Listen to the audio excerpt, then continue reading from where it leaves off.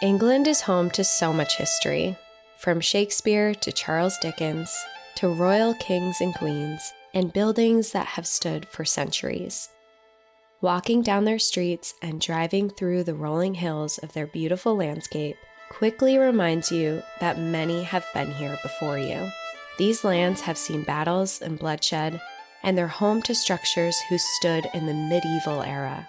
It's not uncommon to pass by an old fortress or castle. With thousands of years of history, these castles hold a lot of secrets and a lot of stories. But one castle in Exmoor National Park holds the spirits of those who never left. Welcome to National Park After Dark.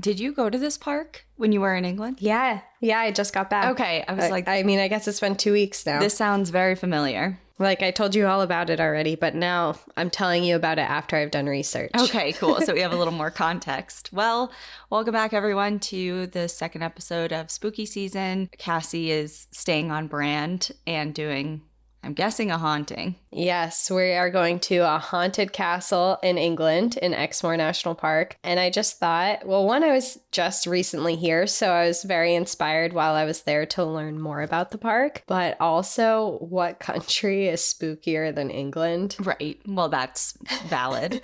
So it just seemed like the perfect time to add in spooky season. But also when I was there, I was venturing through Exmoor National Park, and it's incredibly beautiful. I mean, it was amazing. It was more beautiful than I thought it was going to be, even though I saw the pictures and I knew it was going to be great. But I found myself while I was adventuring through thinking, what happened here? This is so old. What is the history here? And I didn't know. So now I'm hoping that with this episode, if any of you are planning to head to Exmoor National Park, or if any of you live in the area, I can give you a little bit of context around the park itself. So you go in with a little bit more history and knowledge than I did when I arrived. Amazing. Well, before we go, I have a couple things that I want to touch on really quick about last week's episode. So 2 things.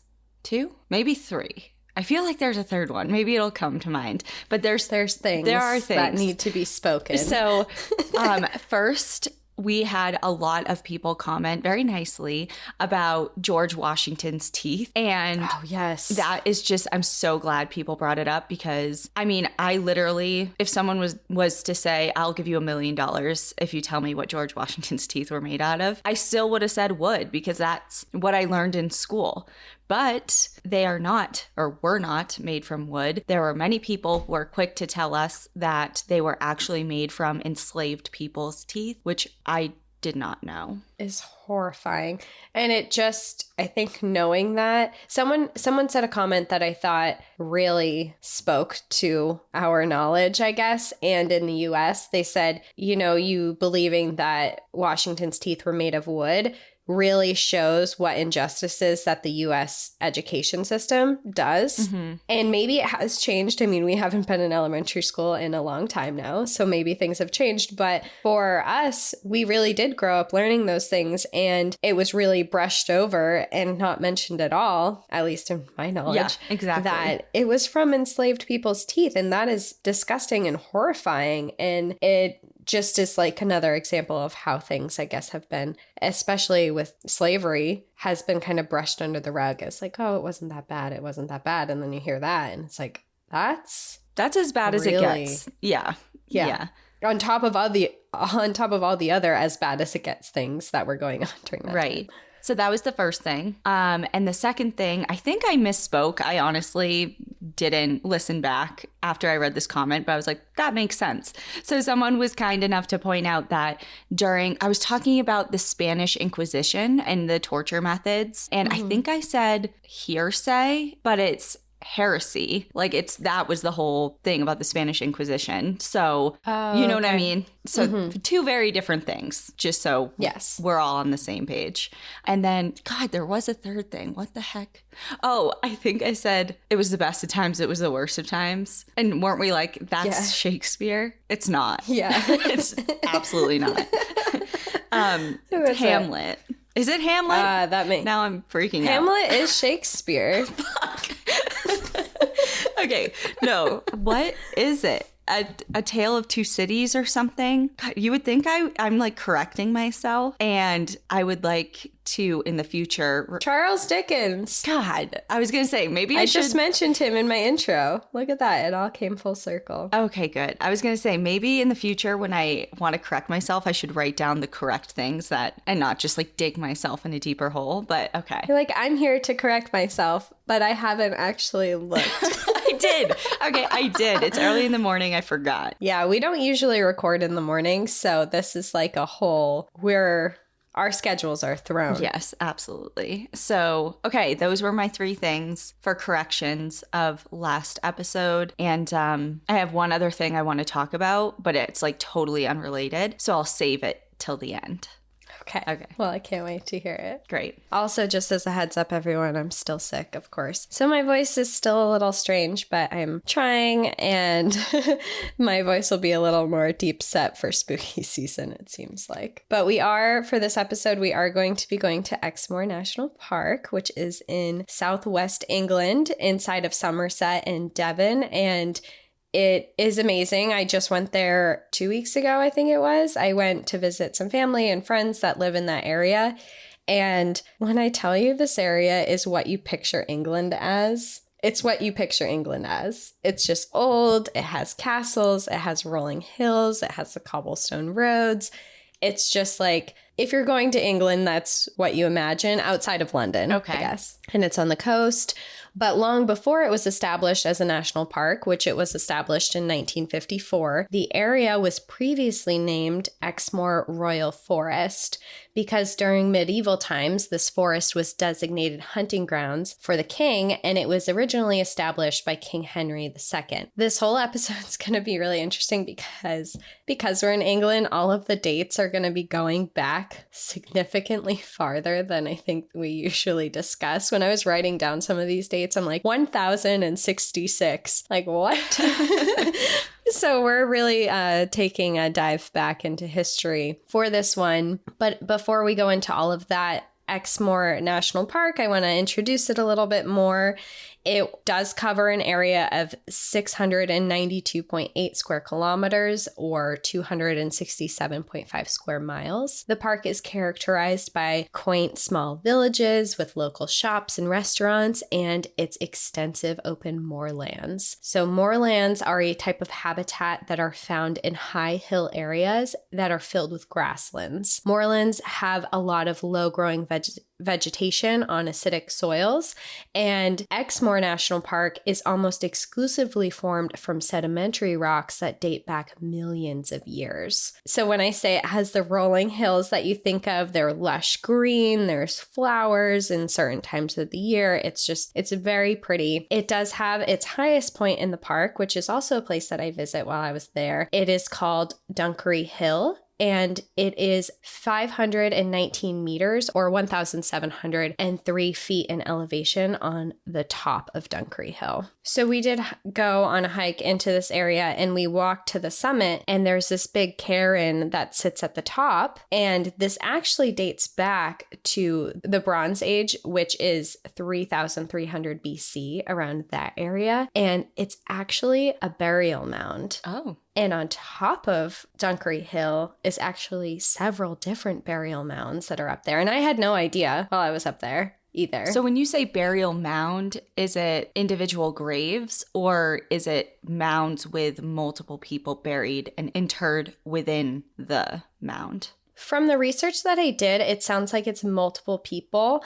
It seems there are a couple specific ones that have the people's names and who they were, but because it's dating back to the BC era, there isn't specific like names to all of them, but they have different cairns that are up there, and they have different mounds that you can see when you're up there that are actually very ancient burial grounds, which I thought was super interesting because I had no idea while I was up there. So now if anyone hikes up there, it's very pretty. You have a view of the coast, you have a view of like miles of rolling hills inside of Exmoor National Park, and definitely suggest doing it. There's a lot of different options where you can make the hike either longer or you could do it a really short one. I think the one I did round trip was like just over a mile. It was very short. Okay. Exmoor also consists of 55 kilometers or 34 miles of coastline. The coastline has some of the highest cliffs in all of mainland Britain that stand over 1,043 feet high or 318 meters. An area within the park between Porlock and Foreland Point has the single longest stretch of coastland woodlands in all of England and Wales. And one thing that's cool about Exmoor National Park is you can see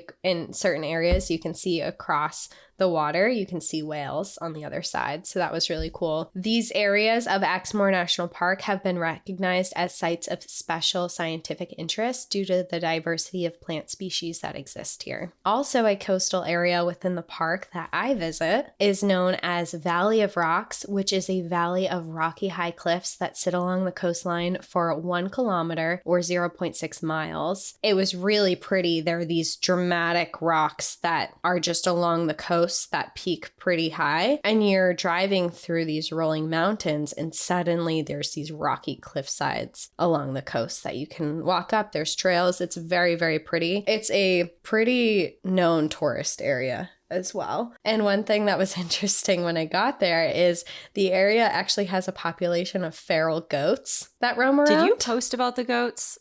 I feel like maybe. I don't know. I feel like I saw you post something about goats. I don't remember. Okay. But maybe. There was a whole thing of... There were goats when I was in Greece, too. Oh, maybe that was it. That was definitely it. Yeah. I saw goats in Greece, too. But there are feral goats that live in this section of Valley of the Rocks, and you can see them wandering around. And there's kind of a big chunk of them that hang out down there. Interesting. This park seems more diverse than I initially imagined. Same. There's a lot going on here, and I didn't really realize, I guess, that England was so diverse. And I feel dumb saying that because I'm sure people in England are like, yeah, there's so much cool stuff here. But you kind of see the same photos of England whenever you see it. And I've only visited twice. So I was really, really excited when I got here because there was so much going on. And even the people that I was with was like, wow, I'm gaining a much bigger appreciation for England right now because this is amazing. This is so beautiful. And it does have some wildlife there. The park is also known for its wild horses, and they are these semi-feral Exmoor ponies that have actually been present in the park since 700,000 BC, and it is believed that they have not changed since they first arrived there. So they haven't adapted, they haven't changed, they're the same ponies. That's cool. Yeah. And they're really cool because they are well adapted to cold and wet weather. And they are considered to be very hardy ponies. Because of their history in the park and because of their rare breed, they have been given a conservation status by the Rare Breed Survival Trust in the UK. So they're very protected in the park. While Exmoor National Park has beautiful landscapes categorized by miles of rolling hills, dramatic rock formations, beautiful coastlines, and amazing flora and fauna, it is also full of ancient history with very ancient buildings. And we are going to head to one of its oldest and most haunted for today's episode, which is Dunster Castle. I have the feeling that castle and haunted go hand in hand pretty much across the board. So I would be disappointed if you said, we're going to go to a castle that has some stories, but it has nothing to do with hauntings. It's just normal. It's a normal castle. What is a normal castle? I don't know. It's a good question. Do they exist? I've never come across one. No. Well, this one is very interesting. It has a lot of hauntings, and we're going to get real spooky for Halloween. And it has a very long, extended history, which I have condensed down to be a lot shorter because it would be like a very, very long episode if we went into it a lot. And it would probably get a little dry and boring after a little bit because it repeats history. But what's interesting about this castle is it's over 1,000 years old. It's seen a lot of death. It's seen a lot of battles. It's been through a lot, but it's only ever been owned by 2 families over 1,000 years. What? Mm-hmm. And it's actually the only castle in the world that has only ever been owned by 2 families. I'm very interested by that fact alone. Like, I want to know the story behind that. Well, it's very interesting because the families were able to keep hold of these, and it started when the castle was originally built by a man named William de Mohun in 1066. Now, this castle was originally constructed out of timber, and it did have a moat built around it. The castle was poorly built, though, because it was wood and it constantly needed construction. William de Mohun had been a French-Norman commander, and when they invaded and defeated the English forces in the Battle of Hastings, they had actually acquired the land for Dunster Castle. Now, the Battle of Hastings was a period after King Edward of England had died, and he had no children to take over the heir. So when that happened, different countries from around came in to try and take over the area. And even though England did appoint a new king, because they weren't the heir, there became all these civil wars that started trying to take over England. The castle was built as a defensive structure from attacks coming from the sea and the coastal road. By the early 12th century, William's son, who had eventually taken over the castle, changed the construction of the building and built it with stone instead of timber. Okay. I was going to guess, just a shot in the dark, that it caught on fire and burnt to the ground and then it was rebuilt with stone, because I feel like that's also usually what happens. But yeah, definitely, especially in all the battles and stuff, it was just constantly getting destroyed. And his son eventually was like, hey, we actually want to keep this around for a little bit longer. Let's build it of stone. And they did. And they built it slowly, different parts. They added different towers, gatehouses, things. So it was a slow project that happened over generations of families. But it is all stone today. In the year 1138, the castle was ultimately taken over by supporters of King Stephen of England during battles and conflicts in the area. And this is going to be a reoccurring theme where different people battling are going to take over the castle. They move in briefly, but eventually, when things started to settle down, William's son was able to negotiate to get the castle back. And again, the castle was captured again by Henry II, but it was short-lived. And then the Mohun family was able to take ownership yet again of the castle. So they're getting it. It's leaving. They're getting it. There's a lot of people occupying this castle. By the 13th century, the Mohun family decided to rebuild parts of the castle using stone and created 2 towers and a gatehouse that were built during that time. And eventually, the castle was sold in 1376 to the Luttrell family. And the Luttrell family was the last family to own it. And they owned it for over 600 years. Whoa, that's a good run. It's a good run. Yeah. A lot of families a lot of their family was inheriting a castle. Imagine. It's like my great-great-great-grandfather owned this, so it's going to be mine. Imagine living in a castle. What do you do? What does one do with an entire castle? I think you walk a lot. Yeah, you do a lot of pondering in different wings. Yeah. A lot of deep thinking. Yeah. By candlelight. Yes. Brooding. You walk from the library to the veranda. Right. Staring off into the moors in the distance. Yeah. Making very serious decisions about the country. Right. As one does. As one does. They're not us, though, because I'm sure women had nothing to do with this. No. Women were in the castle, and women did have, say, but as wives, not as rulers, really. Right. And England actually does have some history. I mean, of course, Queen Elizabeth. They have a history of a lot of women in power, actually. I would love to know more about that, because I just have a feeling that for most of this castle's history, any woman that was in it was left to do a lot of walking on her own. It's like, yeah, you go think over there about the goats in the distance or whatever. Everyone got their steps in this castle. So when the Luttrell family did buy the castle in 1376, they remodeled and transformed it. It had always been a kind of military-based stronghold That was a defense against invaders, but the Luttrells decided to repair and reconstruct it as this large mansion country home for their entire family. From 1419 to 1424, it saw new construction of the gatehouse, a defensive barbican, which is this big stone defense structure for battles and wars. It looked kind of like this big circular tower where you could maybe shoot cannons out of. I don't know, I'm making that up, but it looks like something that you could do that with. And they also created a grand entrance that was made from imported red stone from Bristol. And they also used Cornish stone tiles to put on the roof. So they really made this a more luxurious place. And between the 15th and the 17th century, this castle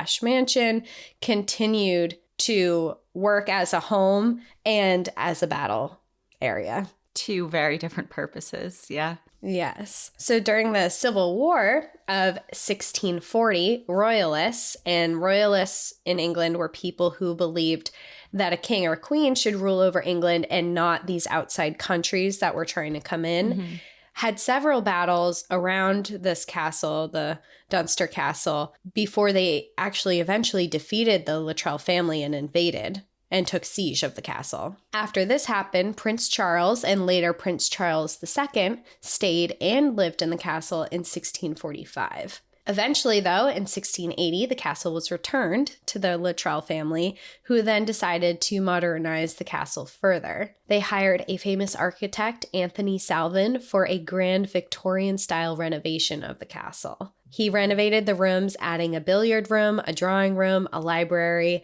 a new gallery on the first floor, and he Victorianized the style of the windows, and he added some better heating to the home, too. So this is, when I was walking around, I was actually thinking of you. I'm like, this is how Danielle wants her house to look. Literally. I know. I think I said that to you in something you posted. I'm like, this is it. Oh, the library or something.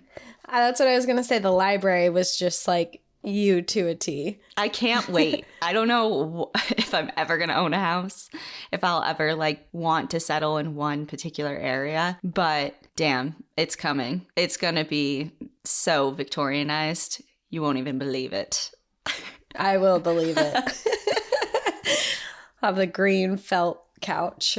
And the cool wallpaper and just, yeah, it's going to be awesome. The home stayed within the Luttrell family throughout the 1900s as well. During World War II, from 1943 to 1944, they actually opened the castle for injured soldiers, American soldiers, and naval officers for medical care, and it acted as a hospital for a year. The Luttrell family eventually decided to transfer the ownership rights in 1976 to the National Trust, which is essentially the National Park Service in England. Okay, so here we are, full circle. Here we are, present day. 1976, which feels very recent for this to be started. The Luttrells have owned it since the 1300s. Finally gave it up. It's essentially modern day. Yeah. Modern day 1976. But now, today, it is one of the most famous tourist destinations in all of England. And fun fact that I just read that I thought I should add in because we like the environment. The National Trust installed solar panels to create an eco-friendly power supply to the entire castle. That seems so odd, doesn't it? It's like this medieval castle has solar. Right? That just doesn't seem cohesive, but, welcome to the modern day. Yeah. Now that I've talked about a little bit of history and I very, very briefly have gone over it, now we get into the fun, spooky parts of the castle. Okay. Because with over 1,000 years of history, it has become a place where many hauntings have taken place. And people who work there and people who visit there have been reporting mysterious happenings for many years. The first ghost that we're going to talk about today has been seen lurking around what at one point used to be the stable block for horses, but today is the National Trust gift shop. Staff members have reported that they have seen a man who is dressed in all green. They report seeing him walking through the store to only then suddenly disappear. Many of the staff report often seeing a green orb that bobs around the store and then disappears as well. The shop's stock room also has seen its share of weird occurrences. Displays have fallen off out of nowhere with no explanation. Also, boxes that have been left unopened. Employees have come back to find the boxes ruined by a strange brown and sticky goo. What? Ew. Yeah. Ew. And from nowhere, too. They can't figure out where it's coming from. It's ectoplasm. That's some sort of like ghost thing. Hold on. I'm trying to think of a word that like does have to do with like some substance of like supernatural origin. Oh, wait. No, it's true. Oh my God. Okay. I only read the first definition. So the first definition is the more viscous, clear outer layer of the cytoplasm in an amoeboid cell. And I'm so real. So that's like real. And I'm like, okay, maybe I'm just getting like a flashback from my biology courses because I do have a biology degree, believe it or not. But the second definition, which is what I was really reaching for, is a supernatural viscous substance that is supposed to exude from the body of a medium during a spiritualistic trance and form the material for the manifestation of spirits. Oh, okay. So that one. Not the amoeboid. That one makes more cell. sense. Well, for this specific haunting, I have not been able to find a specific historic event that would explain this, but many visitors believe that someone was murdered here, and they have this feeling based on how they feel when they enter the building. People complain about a menacing, dark, and heavy atmosphere that they can feel as soon as they enter the room, and it's not uncommon for visitors to actually approach staff and ask if someone was murdered there because of how heavy of a feeling they get when they walk in. Ooh.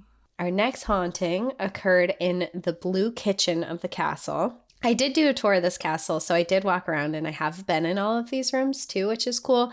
And it is called the blue kitchen because all of the cabinets throughout this kitchen are blue. They're like a light, almost a baby blue color. Okay. One day, when a volunteer was inside of the blue kitchen mopping the floor, out of nowhere, a human foot covered in strange white powder appeared on the floor in front of him. Not attached to a body, just a foot. He was terrified. He ran out of the room, and when he came back in, nothing was there. Did it have a shoe on? No. Well, then I would imagine, a shoe appeared. If it's not attached to a body, they would say foot because it's bare. Oh, that's weird. Yeah, it's a bare foot. Yeah.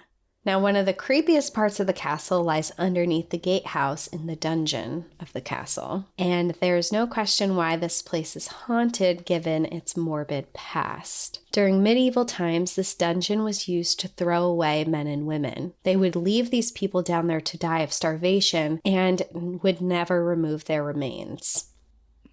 In the 1700s, during one of their construction excavation projects, several skeletal remains were found, including a skeleton of a 7-foot-tall man, someone who would have been considered a giant. I mean, I still think that's considered giant. I mean, obviously, it's way more abnormal back then just because the height of people, we tended to be shorter as, the human race. But I wondered, obviously, you don't have the answer of, why he was thrown down there. Maybe because they're like, you're a giant. We're afraid of you. You're a witch. You're a witch, yeah. Or a warlock if he was a man. Yeah. Well, he was found with his hands and ankles shackled, and it is believed that his remains were not actually moved after they were found during the excavation. Today, there are many reports that have come forward from visitors hearing screams of men and women coming from the dungeon. And while people have reported an eerie, unpleasant feeling when they enter this area, they're not the only ones. It has also been found that many dogs will refuse to enter the dungeon. Well, dogs always know. Yeah, they have that other sense. Do you, I don't know if you're going to say this later on, but did you ever feel any weird feelings or senses throughout any of this castle while you were there? There were some vibes, for sure. Yeah. Yeah. Okay. And it's interesting because you didn't know any of this, right, going in? No, I did. I will say I did know halfway through that it was haunted because my stepsister, she had been on a ghost tour here. So she had told me about it, but she didn't tell me about it until about halfway through. And I had been walking through some rooms and I was like, oh, this feels off. Okay. And it just, this heavy feeling that people keep describing, I could feel it. Okay. It's also believed that some soldiers from the Civil War times have never left Dunster Castle. Ghostly sightings have dated back for years, and one major incident that occurred happened in 1951. A group of tourists were standing atop of the hill outside of the castle when they heard the sounds of a large group marching towards them, like the sound of marching soldiers. The sounds grew so loud that the tourists became scared and they ran to the bottom of the hill. And it was only when they all reached the bottom did the noises stop. In another instance, a woman who was employed to clean the areas of the castle saw the apparition of a man in an old-fashioned military uniform. It wasn't until later, when she told other people what had happened, that she had realized that she had been inside of a part of the castle that used to be the sleeping quarters for troops during the Civil War. Interesting. I can't imagine hearing that marching sound either, because there's such a distinct, like,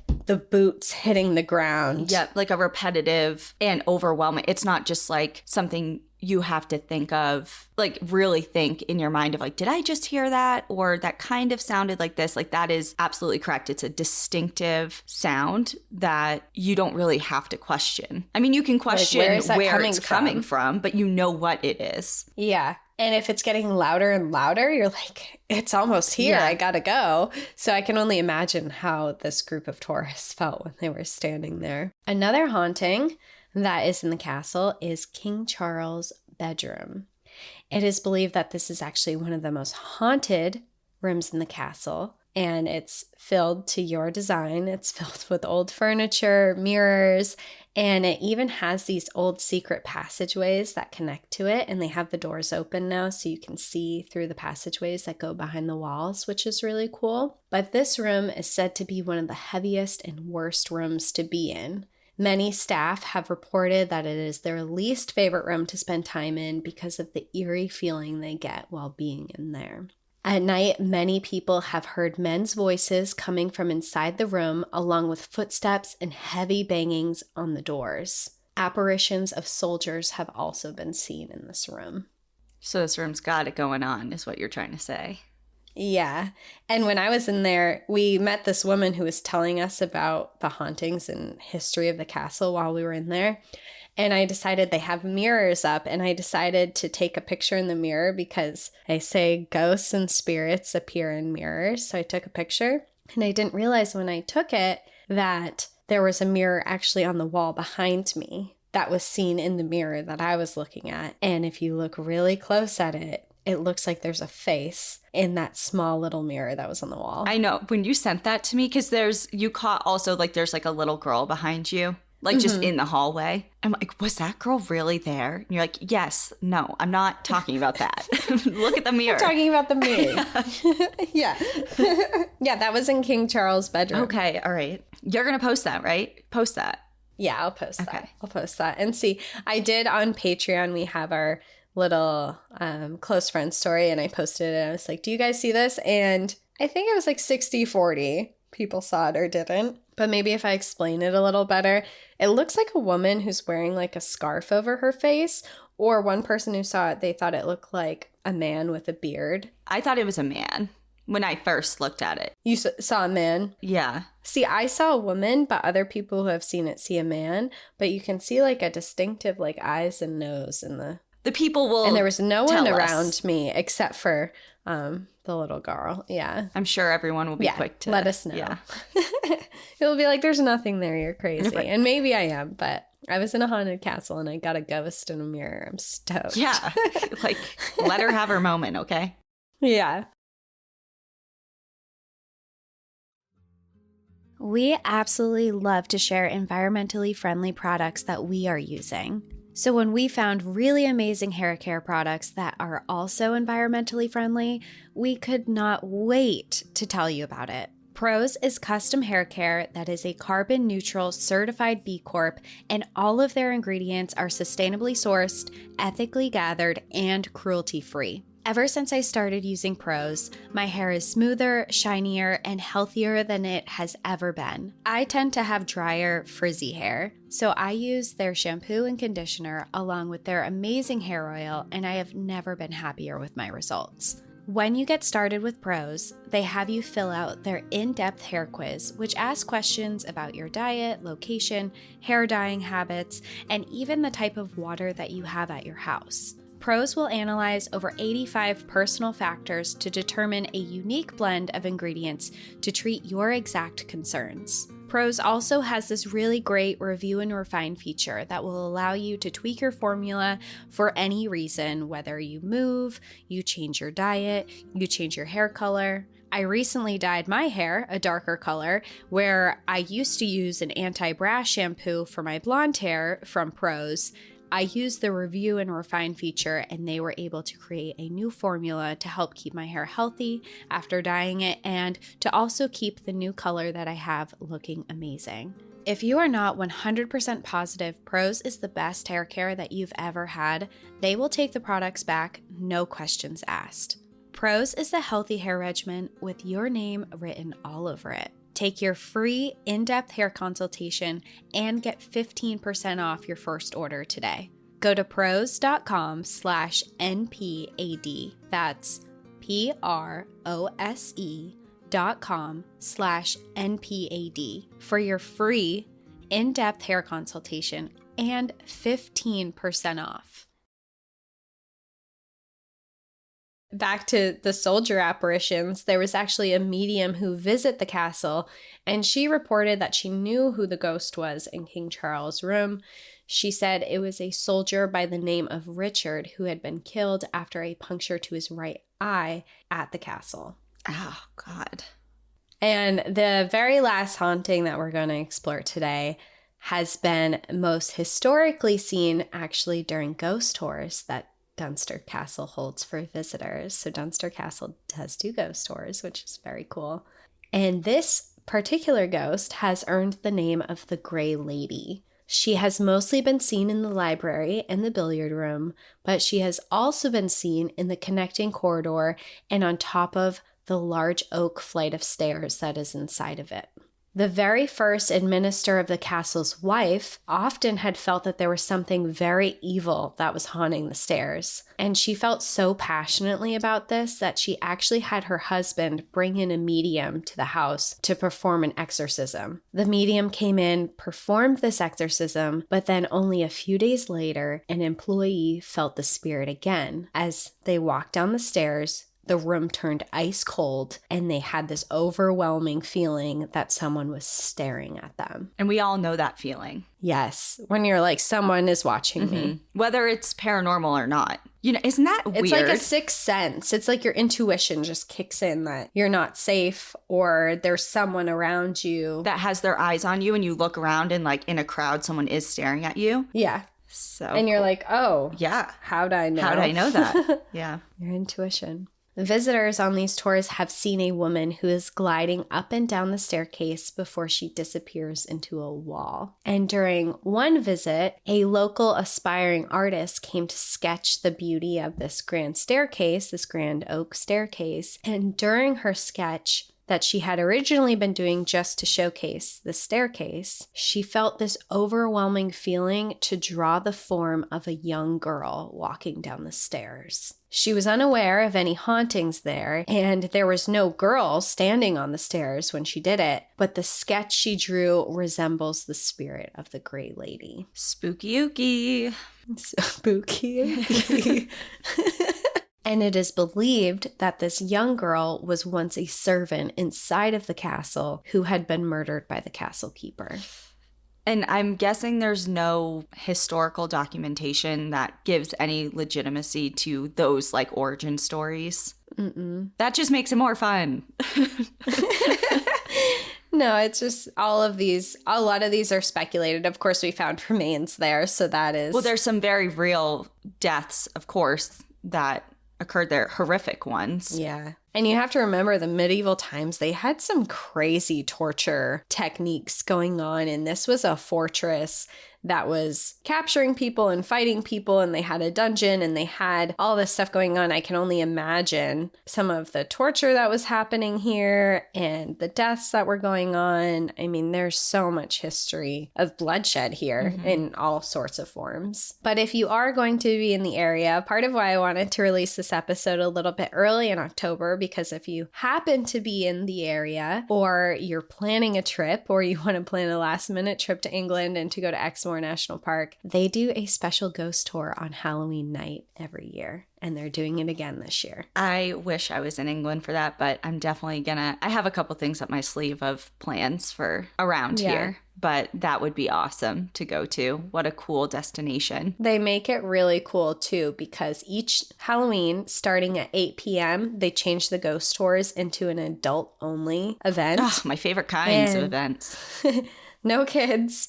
And a tour guide will walk you through the whole grounds of the castle, and they lead the way through candlelight. So they bring you into each of these rooms that is not super well lit. You have those spooky vibes, and they bring you into these same rooms that ghosts and apparitions have been seen. And they tell you all about the history there and the ghosts. And it's not uncommon for people to have their own experiences. And actually, they even have, when you go there, they even have a section where they say send in photos if you catch anything, because it's so common for people to catch something in a picture or for people to have an experience while they're there. So they do encourage you to write into them and to send them pictures if you do catch anything. But if you are planning to be in this area on Halloween night, I definitely recommend it. You can buy tickets online. I am jealous of anyone who's going, especially on Halloween night. But that reminds me, so I was kind of laughing to myself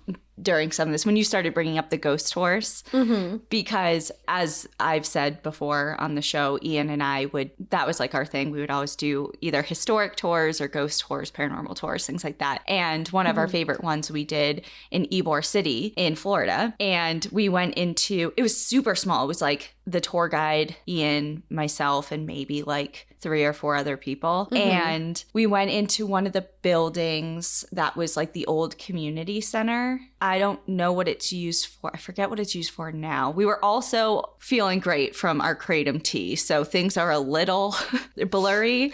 I remember you telling me this story now that you're saying. I feel like you might have even told it on the podcast. Yeah, before. I'm not sure. But in this particular building, they were saying that like they showed us a picture that somebody from a previous tour had took. And it was, you know how sometimes you're like, maybe I can see it, maybe I can't. Like it's a stretch to maybe see a figure in the corner or whatever. This was like so apparent. It was so apparent. And it was the old bar. And there was a very clear as day, there was a kid that looked like he was peeking over the countertop from behind the bar. And they told the story of like how the area that was at the time the bar, it was the old swimming pool. And you could like walk down into the swimming pool area and stuff. And there was obviously a death of a small child there. And so some person on a previous tour had captured that. And I forget his name. I feel so bad, but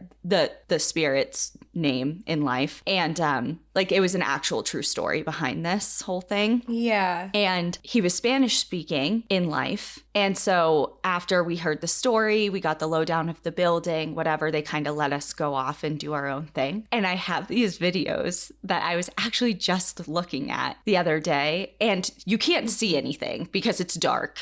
They turned off all the lights, and you can hear Ian and I being like, hola niño, like, hello little boy, like trying to like be nice and be like, yeah.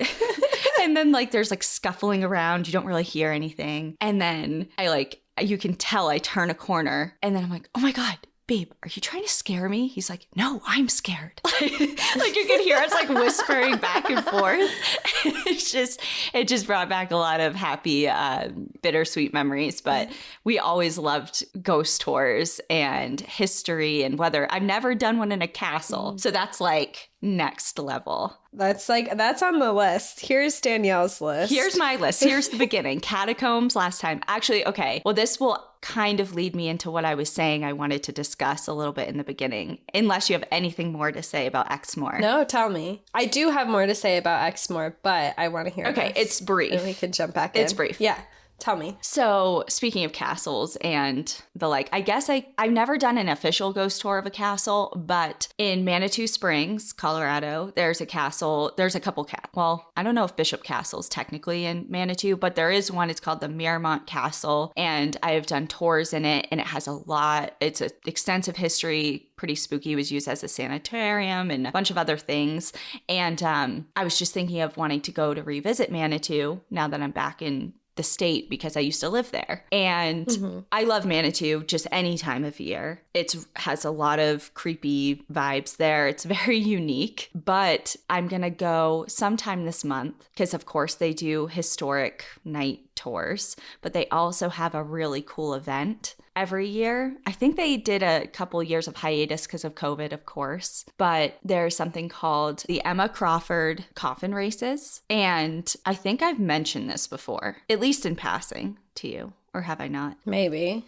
I don't know. It doesn't sound familiar, Okay. But maybe when you describe it. Okay, so more. I'm torn of whether or not I want to use my Off the Trails like freebie episode for this or not, but it is really cool. So every year they have, since like the 90s, 1995 or something, every year there's a race that people dress up in like different characters, and you have to build like your homemade coffin and put somebody in it and race down the streets of Manitou. And the whole like origin story of this is from a woman named Emma Crawford who died in like the 1800s. They buried her on top of a hill in Manitou, and after some severe weather and things like that, her coffin got unearthed and shot down the mountain in some really bad weather. And like her nameplate was there, and there was a couple of her like bones and remains there. So now they do a race of like coffins down the street. What? Yes. That's so interesting. So there's like a big legend about it. She has a big story, obviously, Emma herself, and then Manitou. So are you going to race in a coffin down the hill? So I'm going to watch it. Okay. But okay, so this was probably 2015. I went because my roommate at the time was in a team that was doing it. So I went to like root him on. So I've seen it happen. I've just never participated. Like I've gone to you got to participate. You got to jump in that coffin and roll down the hill. It's too late to, I think, sign up. But anyways, so yeah, there's Next like year. a big, Manitou really embraces the whole thing. And obviously the castle, Miramont Castle, which is right nearby, has like a bunch of events too. And I think that I might do something like maybe special for Patreon, and like, because I'm obviously gonna go and do like be there for the event and do a couple tours of different things around town and stuff. So maybe I'll put together something for Patreon, like a little bonus. That would be thing. cool. That'd be fun. Yeah. Yeah, that'd be very fun. So that has absolutely, I guess, nothing to do with your story. But I just really was excited to tell you. It's creepy, and it has a history about it, and it's cool, and it's happening in Colorado, which I know a lot of people listening are from there. Yeah, true. So- Maybe I'll see some people there. Yeah. Okay, anyway, that was it. Cool.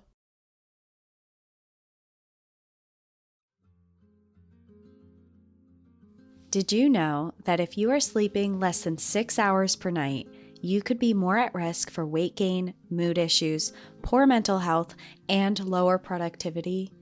Having a consistent nighttime routine is so important and can affect your overall wellness. I have always struggled to get into a good nighttime routine and have a good night's sleep, which had often left me feeling tired and unproductive the following days. I can finally say that I am getting a great night's rest and have fallen into a nighttime routine with Beam Dream.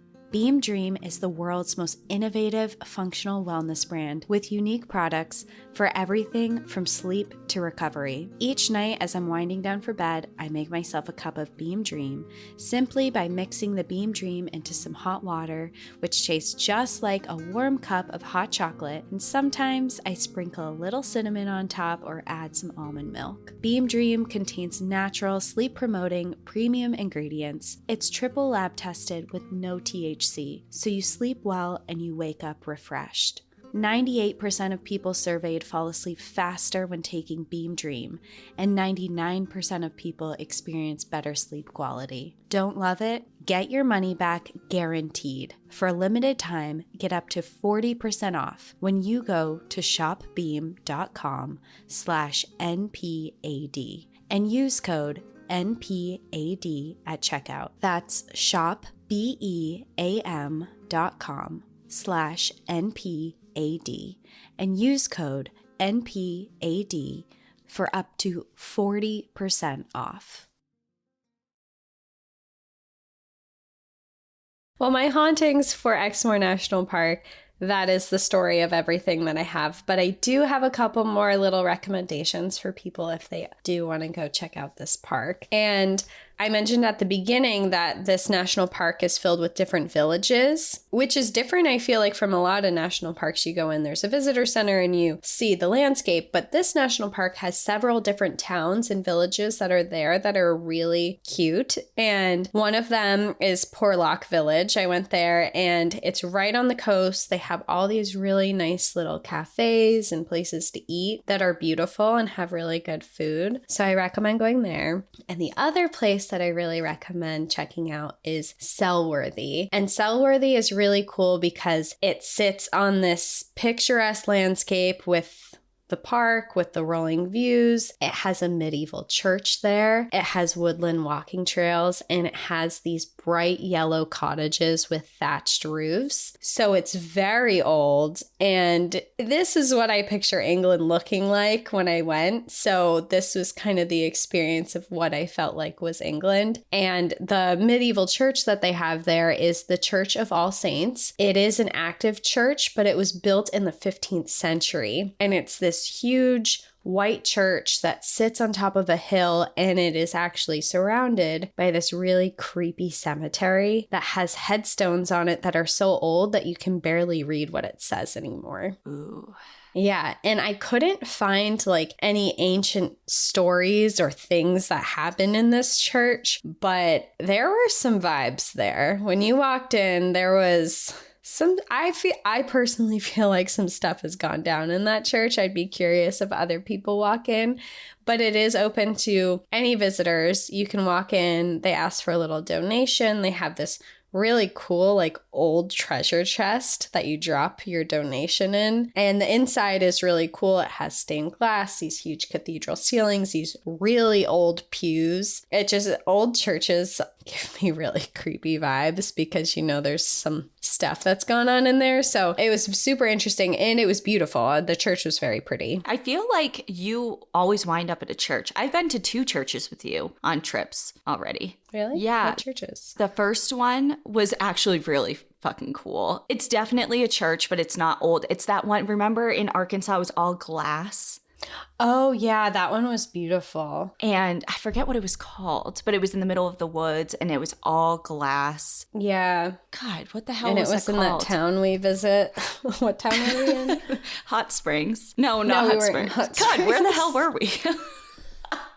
Eureka Springs. Yes, it was in Eureka Eureka Springs. It was this big glass church. It was beautiful. And then we also went to the church on the site of the Crescent Hotel Church that was on the grounds there. Oh, yeah, we did walk in there. That was like... So both in Arkansas. There was music playing and like the organ and stuff, but no one was in there. And we kind of...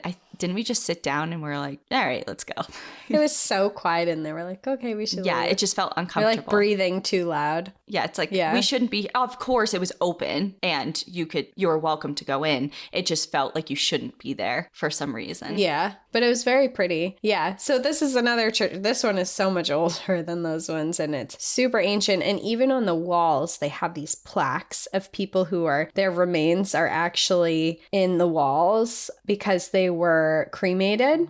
So there's a lot of people's ashes that are in the walls of the church too. And maybe that's part of why I had a weird vibe, because there's literally remains of people outside of the church, inside of the church.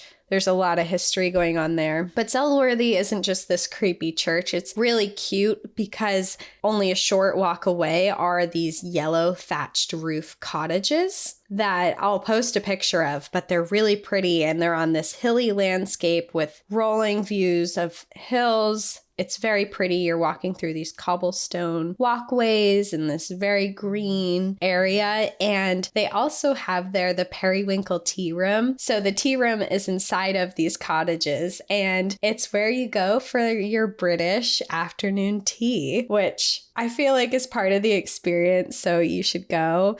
You have the option to sit outside if you want, and you can have these beautiful views while you're sitting out there. And they bring you tea. And then they bring you scones with clotted cream and jam. I was just going to ask, did you get sandwiches, like a little sandwich? I didn't, but the people I were with got sandwiches. Okay. And I got the scone and the clotted cream and jam. And it was a really fun experience. I want the US to adopt afternoon tea, because I would go all the time. I drink afternoon tea all the time. But it was really pretty, and it was nice, and the food was good. And then they actually have this cute little gift shop / art gallery that's in one of the cottages as well. So you can go in, and it has all locally made goods and art that's in there. And they have their own jams. I have this thing with little yarn figures and stuff that people make. Like I have yarn acorn magnets that this little old lady made. And then I have, when I was there, I bought this castle tower made out of yarn, and it has grass around. It's cute. It's like, so when you say you have this thing, is this a new thing, or? It's a new thing. I've been buying yarn figures from artists. Okay. Because I'm a grandma. Everyone's like, how old are you? Well, I don't know if it was really something cute. that like you've had for all your travels, and you just have this like pile of yarn figurines that I just never knew about. It's been going on for like a year. I have a little mushroom. They're very cute. Okay, so from where else have you gotten them, I guess? In Vermont. Okay. It's a very Vermont thing, I guess. Yeah, little yarn thing. Someone else is listening, and they're like, let me show you my yarn collection. You're a yarn person. Who would have thought? Yeah, I'm a yarn person. But those are just my suggestions. Go to Porlock, go to Dunkery Hill, go to Selworthy, do the haunted ghost tour of Dunster Castle, go to the Valley of Rocks if you're there. I was only there for a day, 2 days, and I did all of this, and I'm sure... You did all of that in a day? 2 days. Oh, okay. Yeah. That's still a lot, I think. It's a lot. Or maybe I was only like in the park for 1 day, because I was there for 2.5 days. So maybe I was only in the park for a day, but it's really easy to get around. I saw the wild ponies that are there.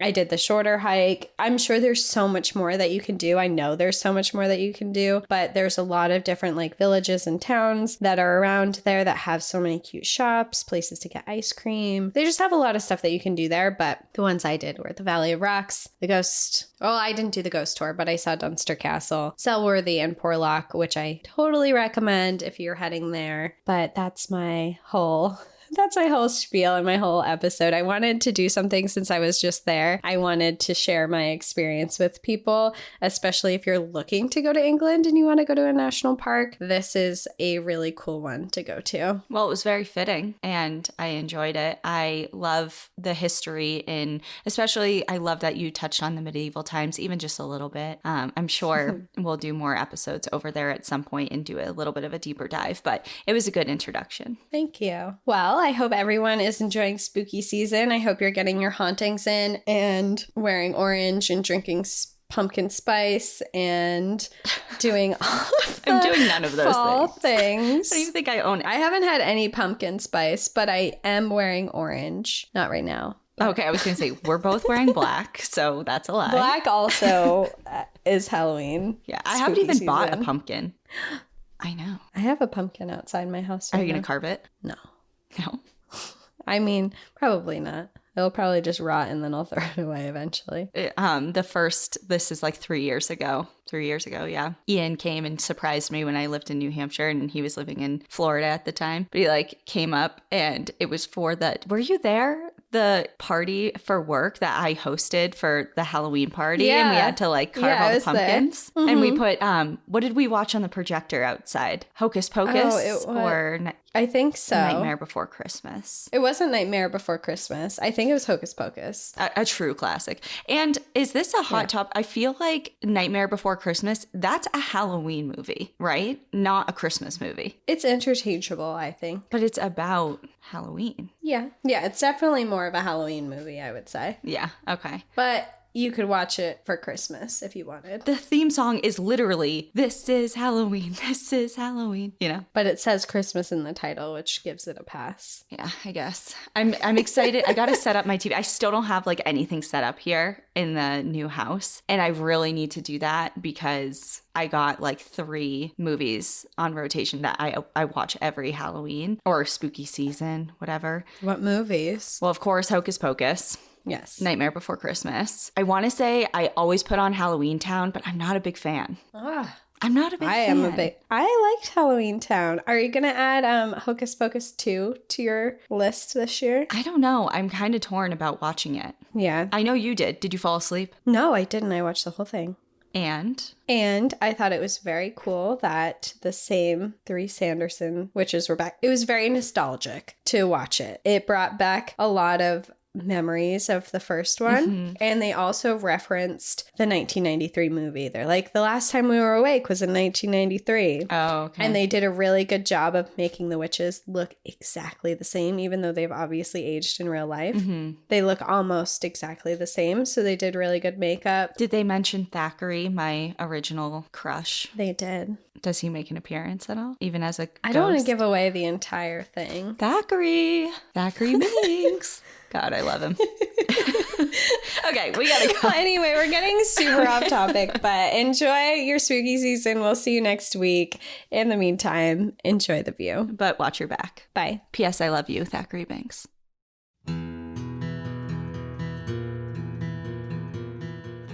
Thank you for joining us again this week. If you have a trail tale you'd like to share, send us an email at npadstories@gmail.com. Follow us on Instagram and Facebook at National Park After Dark and on Twitter at NPAD Podcast. Become an outsider by joining our Patreon, where you'll gain access to monthly bonus stories and exclusive content. And remember, when you support our partners, you're supporting our show. To access our special discount codes along with source information from today's episode, check out the show notes. For information on the show, to shop our merch store, sign up for our newsletter, and more, visit npadpodcast.com. And if you're enjoying the show, please rate, review, and subscribe wherever you listen to podcasts.